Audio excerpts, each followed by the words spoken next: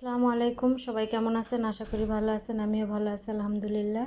আজকে আমি নিয়ে আসলাম সাধারণ একটা রেসিপি, ডিম আর আলু দিয়ে ভাজি ডাল। এই জন্য আমি প্রথমে ডিম সিদ্ধ করে নিব। ডিমগুলো সিদ্ধ হয়ে গেছে, আমি চুলা থেকে নামিয়ে নিয়ে আমি ডাল বসায় দিব। ডালে আমি 4টা সিটি দিয়ে নিব। এদিকে আমি পেঁয়াজ রসুন এগুলো সব কাটায় নিব। সবগুলো আমি একটা একটা করে ঝুরি ঝুরি করে কেটে নিব। এরপরে আমি আলু যে দিব, আলু ছিলে নিয়েছি, সেগুলো আমি গ্রেটার দিয়ে গ্রেট করে নিব।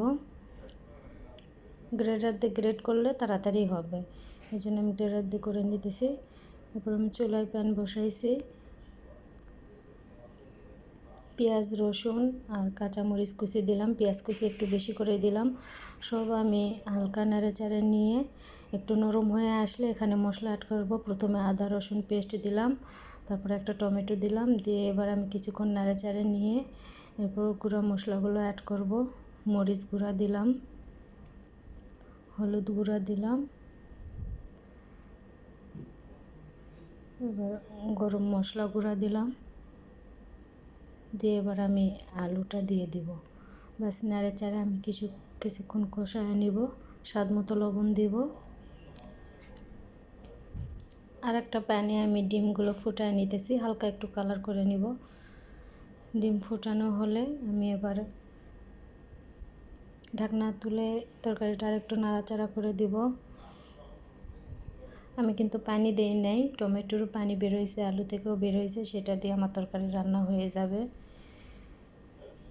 আবার ঢেকে দিলাম। কিছুক্ষণ পরে আমি আবার ঢাকনা উঠায় নেড়েচেড়ে দিয়ে আমি ডিমটা দিয়ে দিব।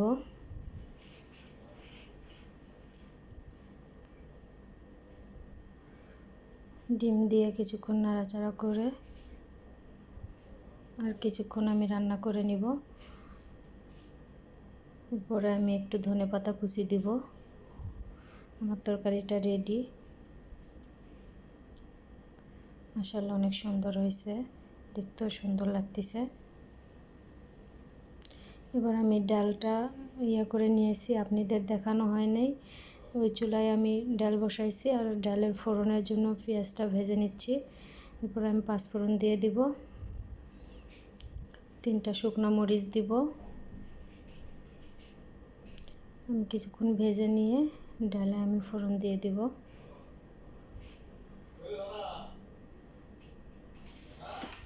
বাস আমার ডাল হয়ে গেল।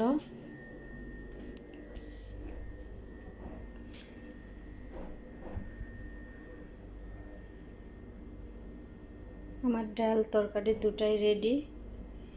আমি একটু ডেকোরেশন করলাম। কেমন লাগতেছে দেখতে?